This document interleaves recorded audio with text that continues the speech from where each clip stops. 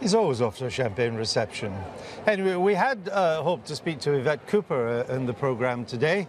Lots of questions to ask this prominent Labour shadow cabinet member, but her speech is running late, so it looks like we're not going to get her. However, we are joined by two people who could be the future of the Labour Party, two prospective parliamentary candidates. Jessica Assato, she's standing in Norwich North, and Sarah Sackman, she's standing in the London constituency of Finchley and Golders Green.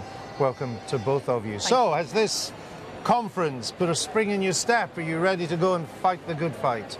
Absolutely, Andrew. It's been a fantastic conference. We've got a really clear plan to take to the electorate. And in fact, as we speak, I've got people in my constituency, volunteers, phoning voters to deliver that message, that fantastic message that we heard yesterday on the NHS, on house building and on and including the bits he missed out.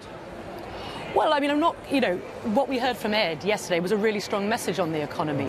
We heard about how there's going to be green growth, developing jobs, tackling low pay, apprenticeships, and that's a really strong message which I think will really resonate with my voters. You happy with the message? Very much so. Certainly, so you're a lot both of people going to be on message throughout this interview, or will there be any word of criticism? It's not about being on message, Andrew. We go out on the doorsteps every single week and we talk to people about their fears and concerns for their families in the future. And the fact is, the NHS has come up time and time again as something that people both love dearly but are very afraid that it's been undermined and privatised by this government.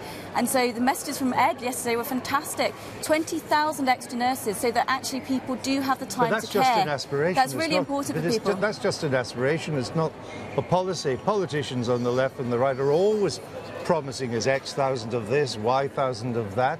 People are not impressed by that anymore. Well, hold on a minute. It's not just an aspiration. It's what we've committed to do if we get elected to government. And Sarah and I know that there's a lot of, unrest with politics and that people don't think that politicians keep their promises. So actually, if anything, the bar's even higher for us to say things that we know we can actually deliver. And Ed set out this will be fully costed. We're going to pay for it through a mansion tax on those homes over $2 million. But no one's been able to tell me in this conference how the mansion tax will operate. Well, there's plenty of briefing on it. I think that Ed was actually quite clear yesterday. The threshold will be at $2 million. There will be protections there for those who are asset rich but cash poor. And the key thing that we heard yesterday... How will you value the homes at $2 million? How will you value which homes are worth more than $2 million? Well, those are the details of the plan that are still to come out. That's not a detail. That's a fun. You can't have a tax unless you do that. But I think the absolutely critical thing we heard yesterday, as Jess said, is what this tax is going to pay for, and that's what people want to know. It's not a tax for the sake of it. It's to support an NHS which is creaking. And the other thing I thought that was really critical about yesterday's speech is that Ed presented a 10-year plan. This wasn't something that was short-termist. This wasn't pie-in-the-sky aspirations. Here was a plan to say we need to put our economy and our NHS on a stable footing over 10 years. So a really long-term, forward-thinking plan for Britain. People's voters' eyes just glaze over when you talk about 10-year plans. Well, the fact is that actually most of the public know that you can't have quick fixes in politics, and that's what actually turns them off. So having somebody who says, I understand that these are long-term challenges, people actually, I think, are more generous than you say, Andrew. They know that you can't create huge change in a country in the space of a year or 2 years. I think they'll understand that he's actually talking sense. Is Ed Miliband an asset, given his dire personal ratings? Well, I think actually that he is an asset. And why?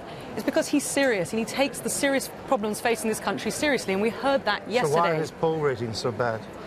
I think that people are getting to know Ed, and I actually think they like him when he's at his boldest. But his poll, the more they get to know him, his poll ratings get worse, not better. The more he speaks, the more he slips down. 60% of the country don't think he's fit to be Prime Minister. As it happens, we're ahead in the polls, and the reason we're ahead in the polls... The Labour Party's ahead in the polls. The Labour Party's ahead in the polls, and the reason why are his ratings so bad?